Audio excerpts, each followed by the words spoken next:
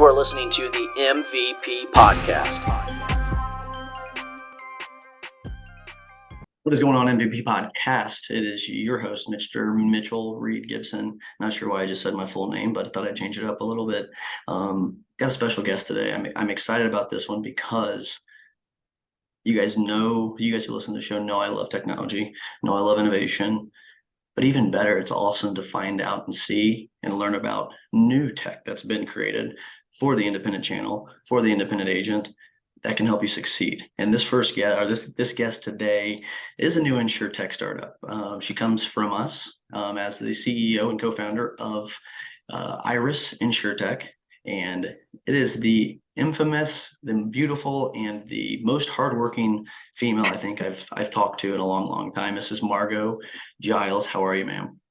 I am wonderful. That was a really good intro. I might record that and just play that every time I walk into a room. I had someone not too long ago ask, "Hey, could you just follow me around and introduce me like just that?" Just hype me up, man. I'm like, yeah, every time. The price is right. Everybody needs a retirement job at some point, so I guess hey, we're a startup, okay? It'll be for clout only. Hey, I'll take the clout. When clout's there, you got to take advantage of it while you can have it. But that's true. Margeaux, I really want to start off here before we get into talking about you and kind of where you are at in the industry, where you came from, what you've built, the relationships that you've built along the way. I like to kickstart things off with 5 rapid fire questions. I used to do this at the end, but I'm like, why am I doing something at the end to grab people's attention from the beginning? So with that being said, we're going to rock these 5 rapid fire questions starting right now, off the rip. First answer that comes to your head, let it fly. That's what makes this fun. First one, what is your favorite color? Green. Touche. You're probably the first person that said green. It's a green-pink combo, but it's close. Yeah. I'm in with that. What's your favorite flavor of ice cream? It's totally random. It's goat cheese and cherry. Next guest, please. I'm kidding. I'm totally kidding. Totally kidding. If you could spend 24 hours with anyone dead or alive, who would it be? Oh, I'm gonna go cheesy and say my husband. Ooh, we never get to see each other because we work, but he's my roll dog and we laugh the whole time we're together. So I think that's awesome. He's the one. Yeah. Love that. It's a great answer, and you can't get in trouble for that one as well. So I like that. Exactly. I like that answer. If you could travel or visit anywhere for vacation in the world, where would you go? I want to go back to Iceland. I love Iceland. That place is you gonna see the Northern Lights? We didn't see it. We always saw like a baby Northern Lights, but I'm totally down. I want to go back. Well, you're like the second or third person that's told me or said that it's a trip you need to go on, or a bucket list item. So that's going to be on the top of my bucket list. My last question, one of my favorite questions. The reason why I ask is because everybody's got something they're struggling with. Sometimes some people get kicked in the teeth. Some people, struggle with the same thing every day, whether it's disability or whether it's just consistent stress in the workplace or in the real life. So with that being said, if you had one piece of advice for someone out in the world, whether it's something you've been told, someone that's inspired you, what's one piece of advice you could give to somebody out in the world who's getting kicked in the teeth or struggling? Oh, every wonderful thing that's ever happened to me in my life has come from being uncomfortable. So every time I'm uncomfortable or if I'm pushing myself or stressed, it's because I'm getting ready to go like over that hill into something new and awesome that I never would have experienced had I not been uncomfortable in the first place. Well, I think that's a great way to put it. I had someone tell me something similar a couple years ago. Become comfortable with being uncomfortable. Constantly. Yeah. And I think it's something as simple as, we're building out this the Indie Tech showcase experience coming up here in August. And our steering committee last week, we were discussing, getting the content out and our content plan and marketing schedule and whatnot. And everybody in the steering committee has a job to do a video answering 2 or 3 different questions that we've got on this list of why the Indie Tech showcase experience is important. Well, there's people on there that don't want to do a video. And they're like, well, can we do a blog instead? Call me a mean word or what? I said, no, do a video. Yeah. And I'm not doing that to be mean. It's more so just, you need to become more comfortable with doing that stuff, as that's where we're headed, right? If you're not doing video stuff now, you're behind the game a little bit. So, getting people in that situation where they can feel like, one, their voice is heard, but also 2, getting them out of their comfortability shoes is highly important. And I'm sure that's something that you've had to learn along the way here, especially within the last 18 to 24 months, building a new product. A piece of technology is not easy, right? It comes with its struggles. And I'd say, you know, I'd be stupid for not saying that you didn't struggle during those times and adversity. So I guess struggling today. I'm on the struggle bus this morning. Like we're it's every single day. And I will ask you this another question. I know there's 5 rapid fire, but I'm gonna throw a 6th one in here. What types of things do you do when you face adversity that help you get through it? Are there certain like tactics that you try to do? Maybe I'm going to slow things down and write things down. I like to, you know, put them on a whiteboard, whatever the issue is. I also had someone once tell me if it's something difficult that you don't want to do, if you don't do it within the first 90 seconds, you're going to wait until the next day, or you're going to continue to procrastinate on it. Is there any helpful hints that you have for people who are, you know, feel like they, you know, need a little, I guess, kicking their behind? I am the worst because I am a procrastinator, but I feel like I do that because I work incredibly well under pressure. So I like the pressure. The pressure ends up, it kind of focuses me. The stress will focus me a little bit. So put it all off until the end, then don't do that.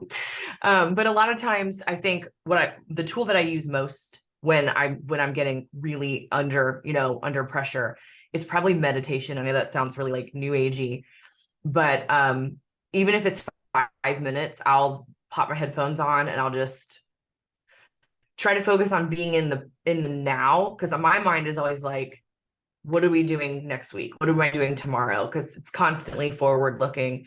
But sometimes just focusing on like, you're here, you're now, you're fine. Now let's keep going. So either if you're like me and you work well under pressure, just wait till the last minute. If you're not and you need some of that time to take, I would say throw some music on and just breathe for a little bit and then move on. The reason why I want you to go from, you know, CSR days of Margeaux to, you know, CEO, CF, whatever you want to name yourself as this new entity, right, with IRYS, making your way through those 15 years. Give us some key points and things that you have, I guess worked at, your businesses that you've had, and which led you to starting IRYS, because the things that you experienced previously to IRYS is something that is what makes IRYS, right? And I think that this will go hand in hand with what we'll discuss here in a second. So bring us up to speed. Take us back to CSR days and why you started IRYS Insurtech. Yeah, I mean, I started as a CSR about 15 years ago at a small agency, local, you know, community agency. They were mostly personal lines at the time, and wanted to grow revenues. And, you know, not that I'm a natural sales rep, but with insurance, I really gravitated more towards like the process, like how do we get from A to B? You know, what's the most efficient way? And at that time, you know, 15 years ago, it was paper, it was filing cabinets, it was carbon copies, and, you know, getting data in and processing it and learning the commercial side and going through and trying to learn commercial. It's still astounding to me, sidetrack note, that the processes that I was doing 15 years ago are still predominantly overall the processes that are happening today, which is wild for any industry to say that. But, you know, I've taken more operational route. So I went, I kind of grew up through the agency, ended up becoming like COO operations, bought the agency from the previous ownership, took ownership of the agency and really wanted to like put it into hyperdrive. And I knew we had to get rid of some of these manual process. If I wanted a 5X revenue and I didn't want a 5X overhead, we had to figure something out.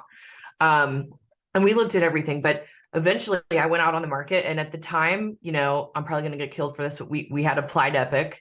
And, you know, I had like a short list of 5 or 6 things that I really wanted to do. And I couldn't do any of them on the technology that was offered at the time. You know, simple things like I wanted to do some forecasting. You know, we wanted website forms to come in pre-filled and sent to Rater. Like at that point in time, none of those things were available. And I just didn't see a way to get to my goal with the agency with the tech stack that we had. So I went out and like, I was like, I'm ready to buy. Like, here's my money, take my money. I'm a good client. Like, let's do the thing. And I just couldn't find anything that fit the bill. But to kind of backtrack, we really wanted to find something off the shelf that worked technology wise. And we searched and it just wasn't available. It was like, we could get, half of the way there with this tech and a little bit more with this tech. And so we ended up doing what I think everybody does now, is kind of daisy chain technology together and try to figure out a way to get data from here to here to here and through a whole process. And it just wasn't working. So we went out and got, at the time, Salesforce. And I kind of sat down, buckled in, and just learned how to develop software that way. And it was a good starting platform for us. But even then, I was running into some issues with Salesforce. But how long ago was this? When did you decide that I was going to start going with the Salesforce route? Probably about 6 or 7 years ago. Okay. The reason why I asked is to give some perspective to the listeners as far as, hey, because we talk about all these indie tech companies, right? All these independent technology companies that are made for independents by independent agents. That's prior to this big indie tech rollout, right? Like, this is early. Please put your thinking caps on in that perspective real quick. So sorry to interrupt, but I got to reel these listeners back in. Yeah, it's good to point out that, at that time, that was kind of the only option unless you wanted to go hire a dev team, learn how to build software, which, as a smaller agency, there was only 20 of it. Like, that wasn't really on the roadmap for us to become a software company. And so we built it, and just through word of mouth, man, like being able to like show my carrier partners like data and statistics that they weren't seeing from other agents and reps. I just started getting phone calls, and I'm big in like IAOA and our big I and FAIA, and so people were asking like, how are you doing this? Can you come do this for our agency? And it spawned sort of like a side hustle, which was not planned whatsoever, which was Go Giles, the consulting firm. And simultaneously while I was running the agencies, I was starting up Go Giles on the side, and it just blew up. And to me, it became very obvious that agents get a bad rap. If you look at all the value prop and all the money and all the tech, it's like, I want to go to reinsurance and claims and carriers and MGAs. And then they're like, I guess we'll talk to those agent part. We're kind of like the black sheep of the value chain, and we get a bad rap for it. And not unfairly sometimes, but, so the whole plan was, okay, let's instill the knowledge that we learned building all of these things, for other agencies and agency partners. And it went fantastic. Like, we ended up with 16 or 17 consultants in 24 months. They were out there building, to date, we've built 8 AMSs, either ones that are on the market, which we can't name, or a lot of them were proprietary AMS systems, either on Salesforce or just full, custom software builds. Some of them were for really, really large companies. What does that entail? Like getting your certificate or certification through Salesforce, or what does that? Is that what you had to do? So originally it was all through Salesforce, and then we kind of pivoted, so we can do both. With Go Giles, we ended up doing both on Salesforce and then just off Salesforce as well. But going through that process, it took me about a solid year to really learn how to go through and build it. It was awesome learning experience. Lots of YouTube is what I call it. Lots of just trial and error. But if you're looking into that, it's a great way to start. I will say it was pretty quickly that I hit the limitations. Insurance is incredibly complex when you're talking about, especially the commercial side of insurance, when you want to get into things like forecasting, tracking coverage, market prediction, really robust relationships like we do with IRYS. I was hitting walls, within year 2 at Salesforce. So that's when we decided to, as a team, we all got together and said, okay, we've built this thing a bunch of times now. We know what the market is asking for. We've all sat in the seat. Lindsay, my CPO, is 22 years as a CIC insurance agent. She is like just brilliant when it comes to coverage and risk mitigation. Our CTO, Craig, was the former VP of Varuna. He built an AMS on Salesforce, went through all the trials and tribulations of what to do and what not to do. So the team is solid, and we had a lot of years of experience, and we said, all right, are we going to get uncomfortable and go turn this into a product company where people can buy it and implement it. Like, we know it's possible. I see it all the time on the forums. Like, none of this tech works. No one's ever going to figure it out. Insurance is too complex. It is all of those things. But I think what has never happened before, because of just the age of InsurTech, is we haven't had tenured, long-term, like hardened agents, brokers that have been able to make a software pivot.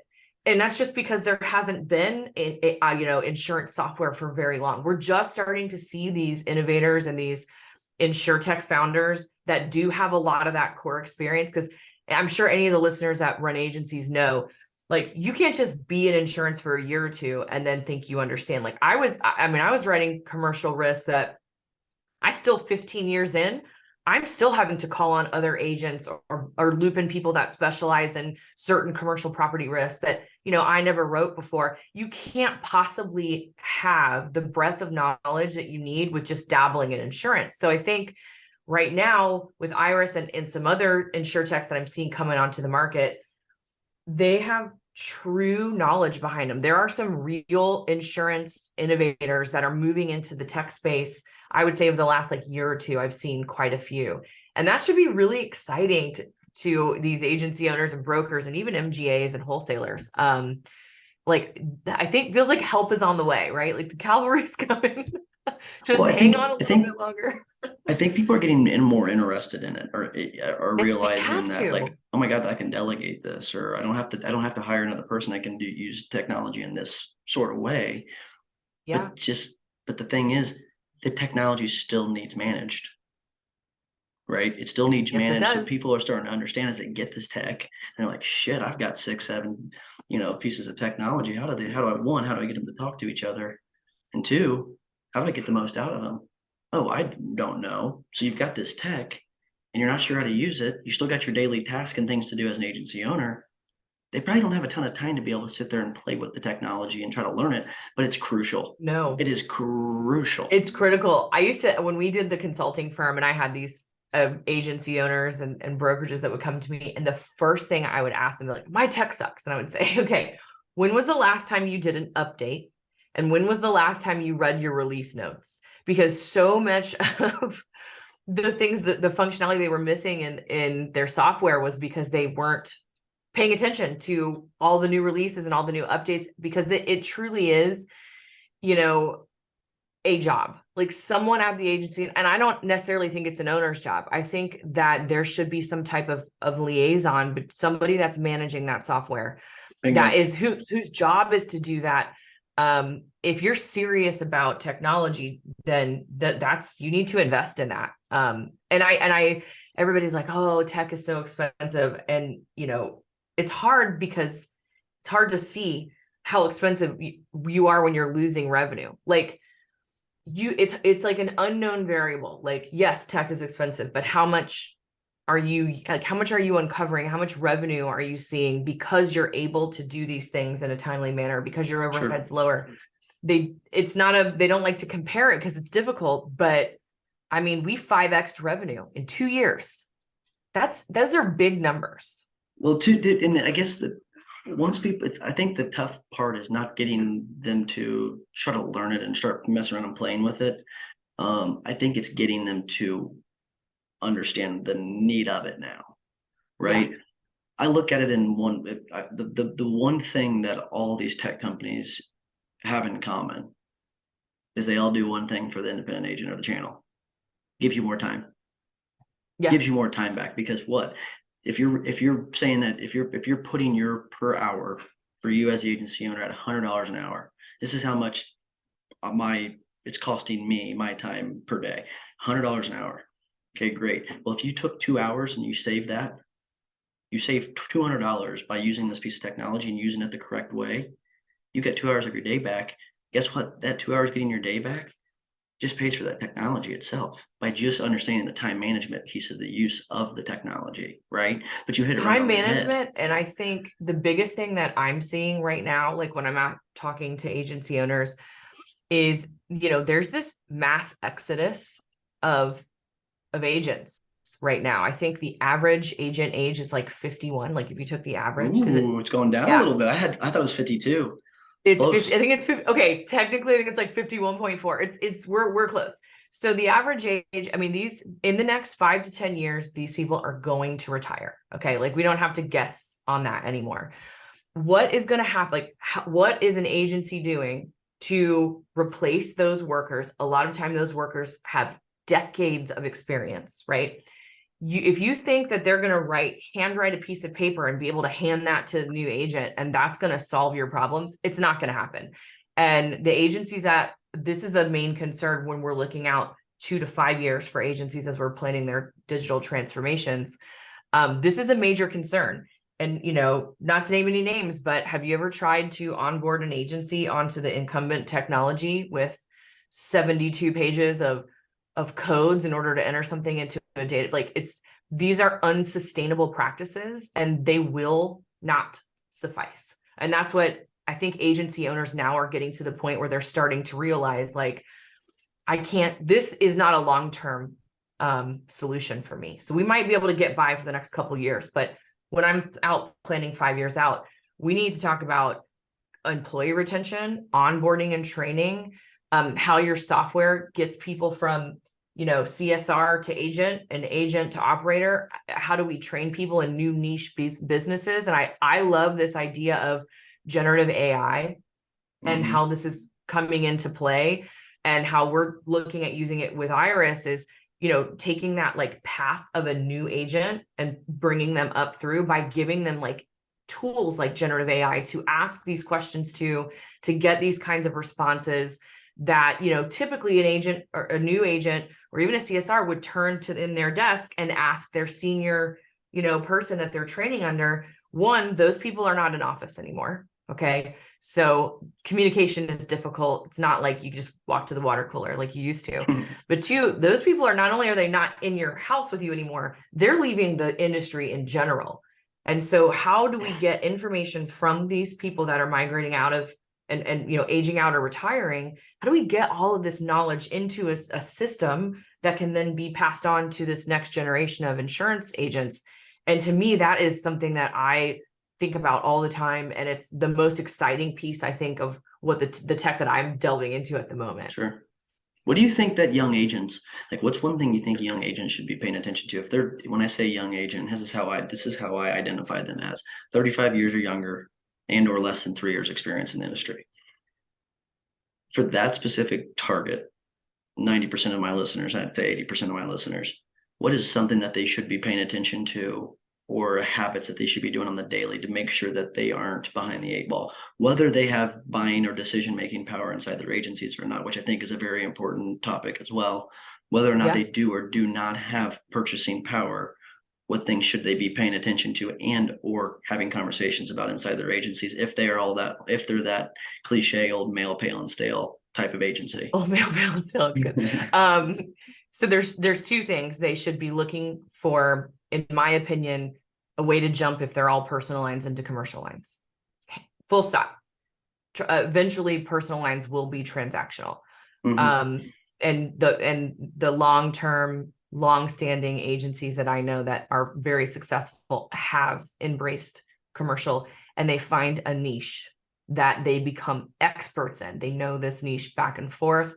They understand how to place it. They know where the markets are. They understand all of the risk. They become, confidants for people in this niche. And they grow it. They grow that niche and become specialized in it.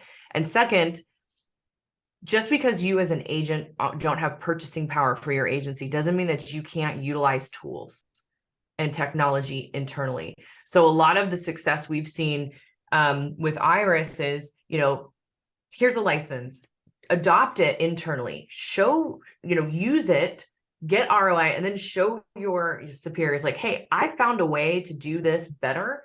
Let me show you. Instead of let's talk about it in a slide deck and we're going to get a sales pitch. Like, I would rather have agents pick up IRYS on a user basis, which we're going to allow people to do, which is not a common practice. Show me how it works. If I was an agency owner and I had a sales rep or a group of sales reps that came to me and said, hey, we kind of we like test drove this for you. This is what we're finding. We think it's time for you to look at it. I'm listening to those people, whether they think they have purchase power or not, because at the end of the day, their buy-in is key. An agency is not going to switch with their entire, with their whole sales and service staff, humming about moving over again. Like, these people are the sort of the guts of the agency. And if they're finding better ways, I, as an agency owner, want to know about it. So I wouldn't discourage them. You are your own boss, especially if you're in sales, like, to a degree, like, you have the ability to do this research on your own and put these processes in place and then have them adopted at a higher level. That would be those would be my two.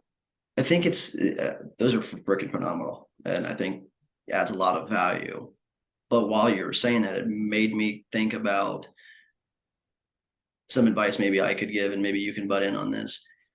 If you're a young agent, or you just a producer, that you've been a producer for 9-10 years and you're still with the same agency, and you've got this itch to build tech and build out your process and your systems, but you're not allowed to, find another agency, because that's not what you want to do, right? It's obviously, you've been there for 9 years and nothing's changed. You're pissed. I know. Right? Yeah. Move on. Same token, though, is to understand that if I'm just now getting into insurance and I want to have that creativity, or I'm year 1 or 2 and I'm with a big, massive agency, I'm not going to name any names, but like a big 7,500 to 200, 300 team agency, just know now you'll never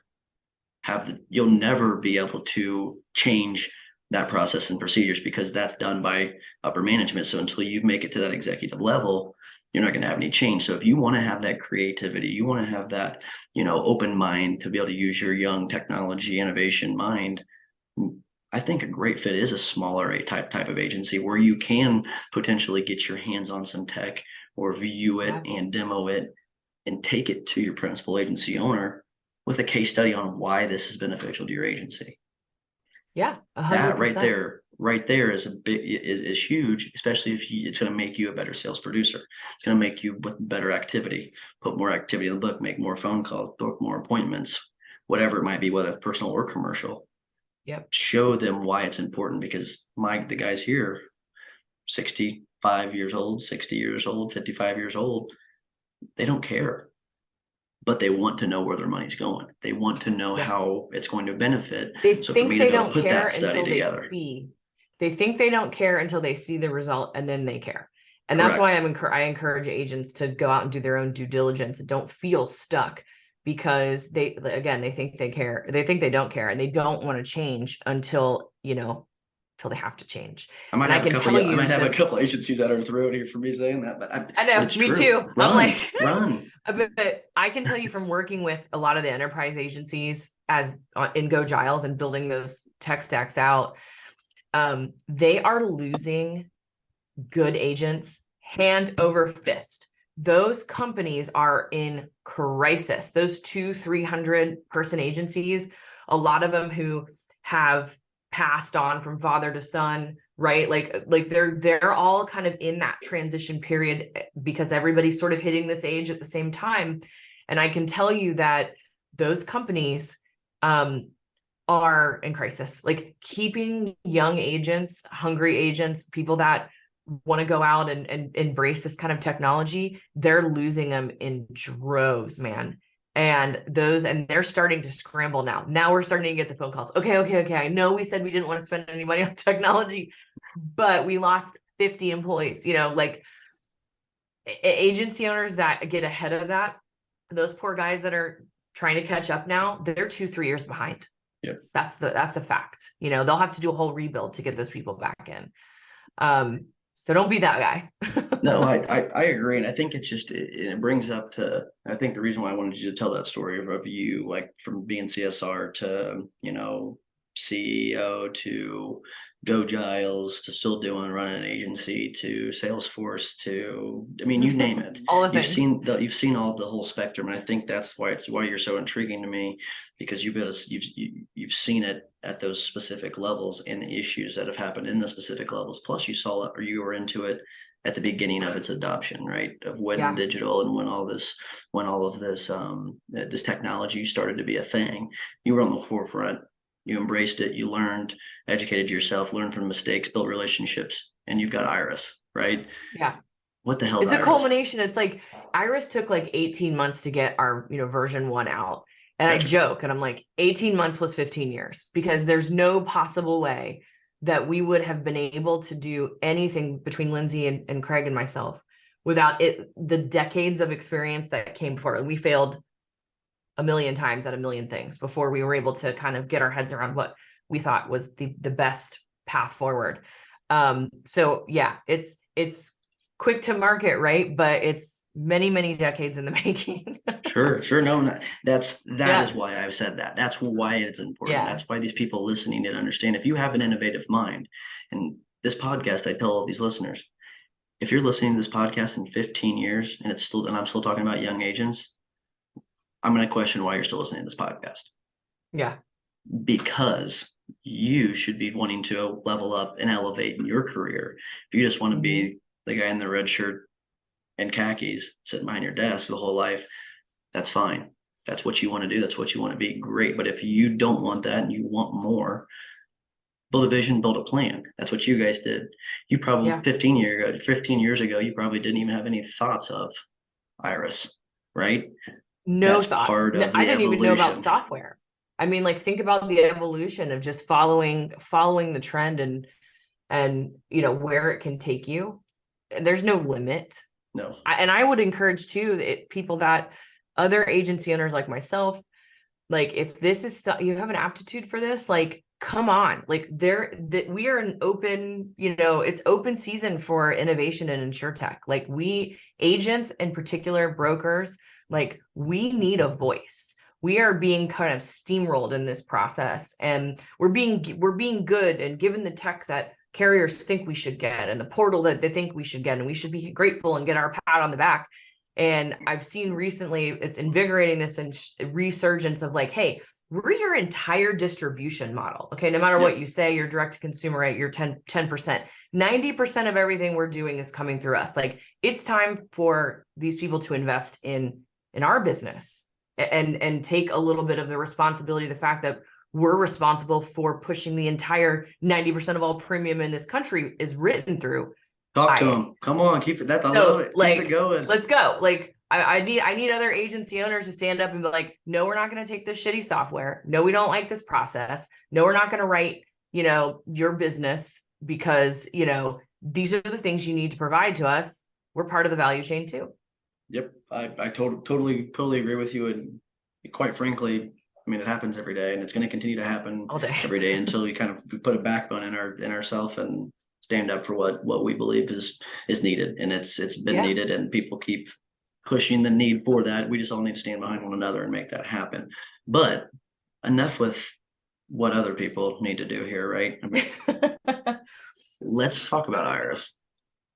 I got to see this thing firsthand a couple of weeks ago. First off, I think it's unique. It's different.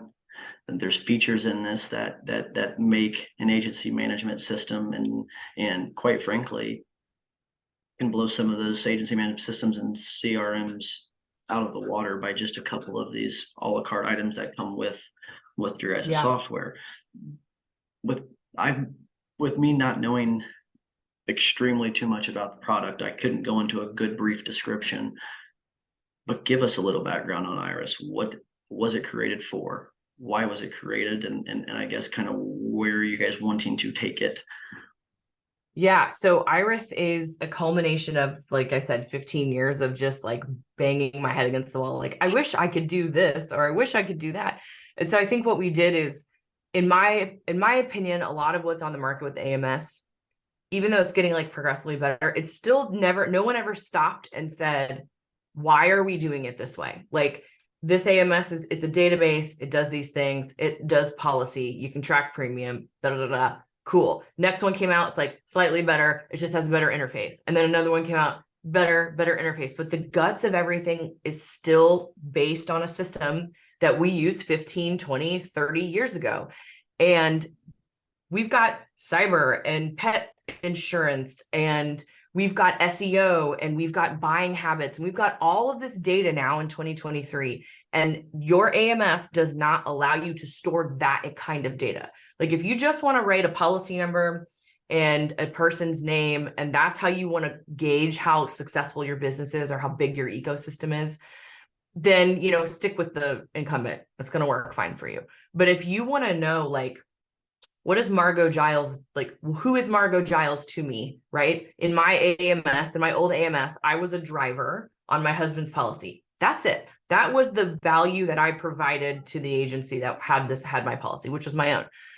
But when I step back and look at myself, I'm like, man, I got rental properties. I'm on the board of directors for like 3 different businesses. I run a charity. So like, what is my real reach? And how do, as an agent, if I'm looking at my agency knowing that I'm missing all of that data about myself, what else am I missing? Which is kind of like what we decided to do. We kind of blew insurance out of the water and said, people are people. They have relationships either to policies or to businesses or to charities or to other people.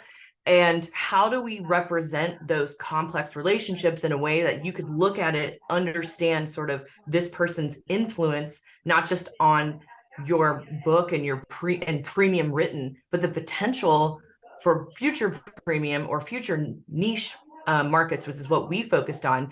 And I tell the story that, you know, we have construction and telecom. That was our big niche on the commercial side. And my No way. Yeah. We need to talk about that, by the way. I do telecom as well. So we need to talk about that. Okay, so, well, I do it better. I'm just kidding. You probably do. I only have 2 accounts. No, but so telecom is a great business. Everything's being buried. Broadband's like a big thing. So we write a lot of telecom, and my certificate holders were my single largest opportunity. So every time I had a contractor that wanted a cert from a certain cert holder, you know, they're listed as a cert holder, and I make the cert and I send it out, blah, blah, blah. But I couldn't get a way to really visualize how many of my subcontractors are with this cert. How do they interact? What is their overall requirements? Who are the people involved? How do I target that certificate holder to now become my insured and to get all of their subcontractors? So in commercial in particular, it was like, as soon as we were able to put all that data together and look at it in like a mind map view, and we were started tagging those people and those businesses for opportunities, that's all we did for 5x revenue. That is exact. I didn't hire an outside sales team. We didn't buy a single lead list. We didn't cold call. All we did was look at our influence in a different way and start to realize that we had just millions of dollars in business sitting in a spreadsheet that we couldn't connect the dots to. And I think that's easy to talk about spreadsheet. Yeah. You know, instead of like a diagram. And correct me if I'm wrong. Would you say that what you're referring to inside of your system, your management system here, like kind of like an infographic spider web-ish type of deal? So that's exactly how we I got at business, that. I got, ABC contracting and, owner, CEO, CFO, whatever. And maybe even the CFO's got 3 rental properties, or so that's we go 3 right now. It'll go 3. So gotcha. 3, 4. So we'll be able to say like, okay, here's the construction company. Here's the CEO. The CEO is married to this person. This person Gotcha. actually is the board of director for this company. And we can make 3 or 4 connections right now. That's why we're out raising funding, right? Because that could be limitless. And when you start pulling in just open source data, okay, let's pull in property records and infuse that into the ecosystem. Let's pull in LinkedIn profiles, and let's pull in just readily available data. All of a sudden, like, your book of business goes from being this thing that's already sold to this huge realm of possibility. And that is, I think, the fundamental shift we did with IRYS. It moved away from an AMS just being like your database into being like, okay, how do we take the data in the database and then give you actionable like pathways to additional revenue, or actionable pathways to, efficiencies, or whatever it is that we're doing in that particular price. So to me, table stakes: can my AMS hold my data? Can I store my eDocs? Can I look at commissions? Like, to me, like, that should have been done 20 years ago. That's table stakes. What are you doing for the things that are coming in the next year to 5 years? And what does that look like? What does your tech stack look like for that? And that's kind of where we focused. I love that. I do, because Yeah. we like you said, we worry too much about the new business piece, and with the marketplace the way it's at now, right? The realtors that I get business referred to don't seem to be slowing down a ton, especially the mortgage brokers. It seems like it's starting to pick up quite a bit again. honestly, Yeah, we've which seen that is too. great. I love that. But the thing that you always forget about is, I'm so focused on writing that new piece of business that I forget, if I don't have a strong renewal process, or not one at all, you forget to follow up with them 45 days out and ask them a key question of, maybe you don't know where they work. Maybe, where do you work at? What do you do? Yeah. The XYZs of getting those referrals, and getting those warm leads becomes even more of an easier ecosystem inside of IRYS. Is that what I'm understanding? Yeah. And we talk about it because my mom is actually an agent in Florida, and she works for our agency, and we joke about all the time, because my mother literally knows, we have, 5,000-6,000 different commercial policyholders. She knows all of them. She's like, oh, that's Todd, and he has this, and he's married to this, but their kid does this. And I joke all the time. I'm like, what am I gonna, because she's getting ready to retire. I'm like, Sure. Oh my God, what are we gonna do when she retires? I need to download her brain into some way so that we can understand as well as she does the personal and connections that she has to these policyholders. It's invaluable. Sometimes they'll call up and they go, I don't want to talk to anybody. I just want to talk to Melissa.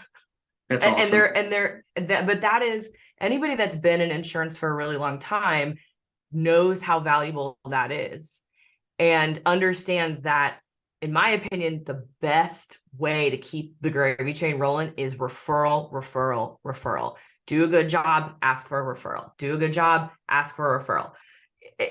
You can spend, and look, lead list work. I've used them, cold call stuff. It can work, but it will never work as well as mining relationships with the people that already love you and do business with you.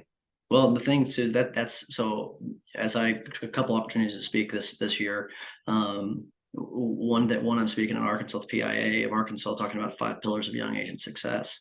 One of my pillars of young agent success, and it's been crucial to mine, and I think it still will be no matter what age you are, and for the future of your career, is your community. That right there is freaking gold, because your mom knowing 5,000 customers, your mom even knowing 2,500 customers is important. I want to talk to that. Talk to Melissa. I want to talk to this. And I don't want to get off the beaten path of those agencies who use virtual employees, virtual assistants for specific based tasks, right? If we do it for service-based tasks, it's helpful, 100%. Yeah. But when someone calls and they want to speak to Margeaux, or they want to speak to Mitch, or they want to speak to Melissa, the 3 M's, I don't know how that just happened.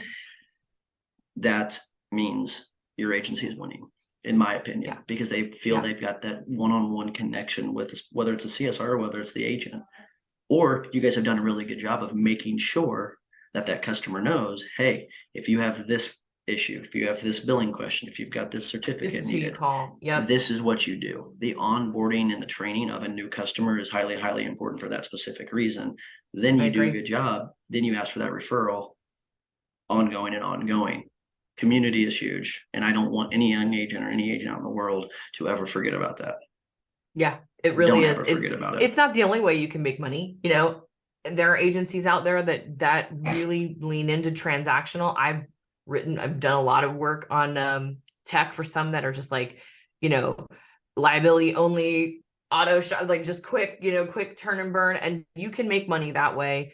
I think it's going to be more difficult as direct to consumer comes to the market, and you're going to be competing with a lot of the progressives that can outspend you 100 times over to win that non-connected business. I think if I was going to start a new agency right now, I would focus on that core community, and I would let some of those, that transactional business go, in my opinion. I'm not going to be able to outspend Geico and Progressive. It's not going to happen. But the value of what you just said with your mom knowing those clients, again, claims.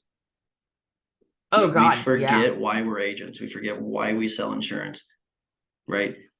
what's the claims experience like? You talked about those Yeah. other two names, the Progressives, the Geicos of the world, right? There's a great place for them and a great time to use them.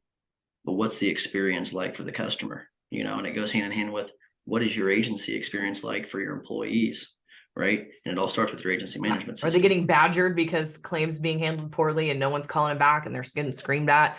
I mean, imagine that, property for sure. Because, I've had a very close friend of mine whose home burned down on 4th of July from a fireworks accident, burned to the ground. We lost the whole thing. 3 a.m, we're getting a phone call. Like, we forget a lot about that. That was devastating. That was traumatic. That was awful for that person. And to be able to have somebody to call at 3 a.m. that shows up, that is like, I've got it, let me take care of it. It's invaluable. But when you get to that next level too, and you're talking about business, you're talking about pollution policies and ecological disasters and, big businesses that affect thousands of employees if things go wrong. Like, there's a real responsibility in that. And so those types of policies, in my opinion, those types of relationships, they take years to forge, and they're very hard to break if done correctly. No one's going to BOR, my $2 million trucking policy. It's not going to happen, So if you're a young agent looking. Because of why? Well, because of all the things I do for that, you know what I mean? Like, because of the relationship. Yes. Yeah. Yeah, it's the relationship. They're not, and when you get into premiums like that, first of all, those people aren't shopping. They're not online shopping. Okay. They're not, they're busy, and it's like a whole committee of people. So I would tell agents, like, if you want to take that path and you don't want to go transactional and you want to break into niche or commercial, you can't do it without focusing on that relationship piece. Bingo. Yeah. Bingo was his name-o, and I couldn't agree with you. Couldn't agree with you more. My community means everything to me. But that's also part of me growing up here and people knowing our name and whatnot. But that is a huge pillar of what's given me the opportunity to get platform to have success at a young age. And I encourage every young agent to do the same thing. IRYS, back on track with IRYS for just 2 more seconds here. I respect your time. I'm very it's called ADHD for me too. So with that being said, how can people learn more about it? 1, but 2, what would you suggest they do to learn more about it? I know we always say, hey, go to this website. You like having conversation. You've probably got a team that likes to talk to people about it.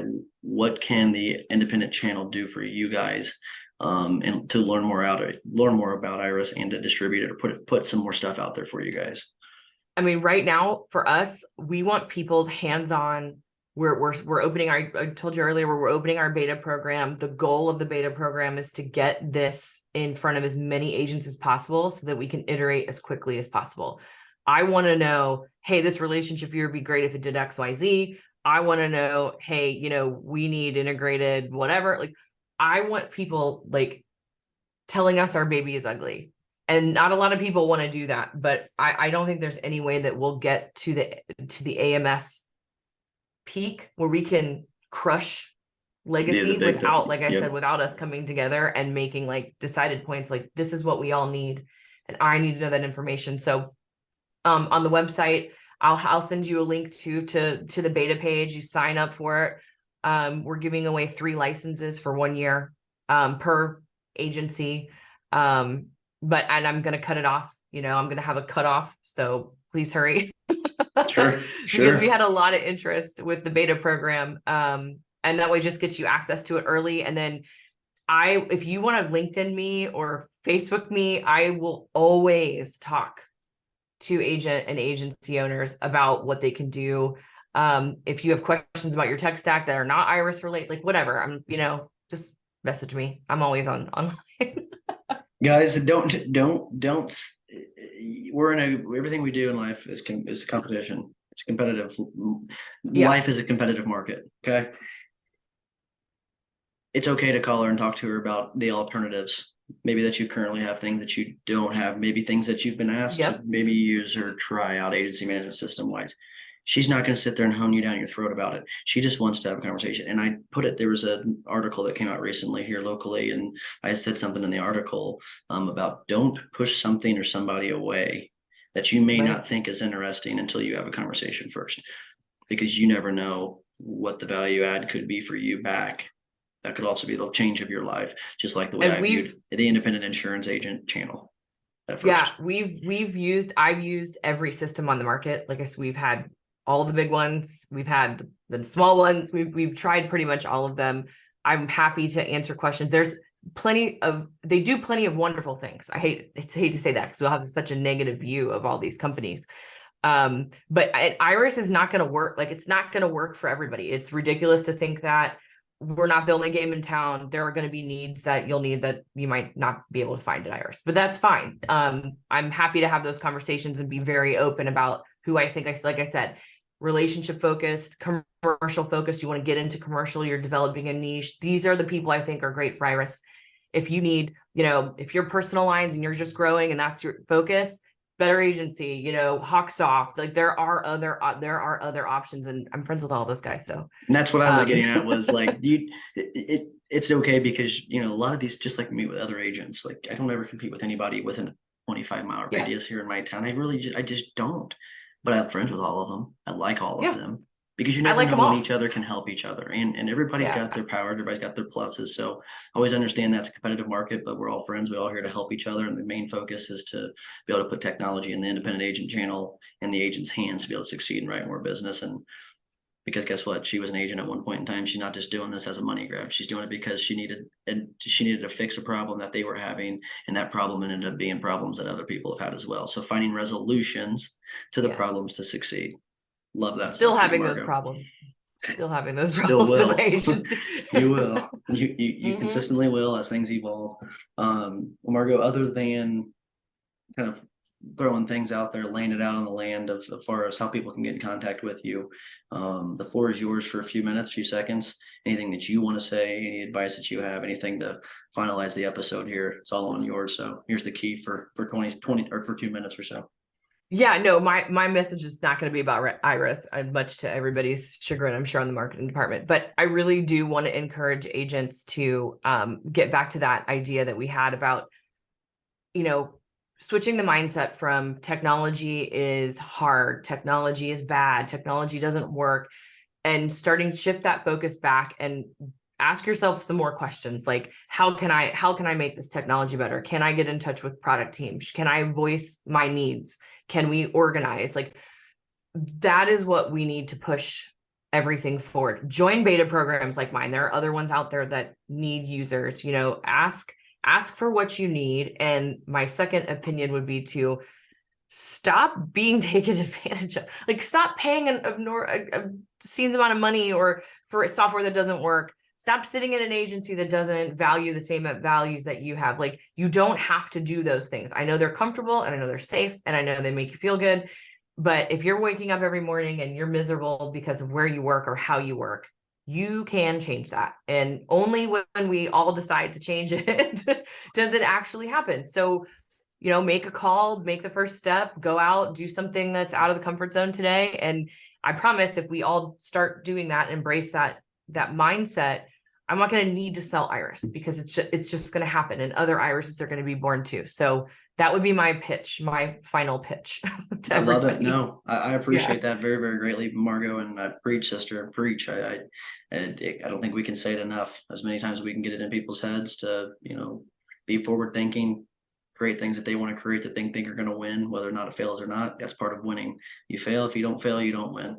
And our greatest failures become our greatest successes. So keep your head up, stay focused. Margeaux, best way to people get in contact with you? You said LinkedIn's a great way. Any other way? LinkedIn is my preferred. I'm always available. I will connect. Find me on LinkedIn, and then goirys.com. IRYS. Goirys.com. Go IRYS. GOIRYS.com. Shoot her a message on LinkedIn. Just take a look at it. See if you can give her some advice, kick some good and or bad ideas that may have things that you don't like, things that suck, things that are pretty, things that aren't. It's okay to be honest. People like Margeaux who like to win, love good criticism back, even if it's not good. So Margeaux, I appreciate your time, your efforts, your energy. Won't be the last time you see her or talk to her or hear her on this show. Possibly at Indie Tech, right? We might be at Indie Tech. We're going to be getting that. We are going to be getting that taken care of here really, really soon. So Indytech's gonna be a great opportunity to see probably the thing first in hand for the first time. Probably a lot of you agents here listening in person. So if you want to learn more about this product and see if it could be beneficial to you, and or if you're just thinking about jumping off the deep end and starting your own agency, Indytech's the place to be. So Margeaux Giles, Mitch Gibson, I appreciate every single one of you listening. Always remember that you Thanks, can guys. make a difference. Take care.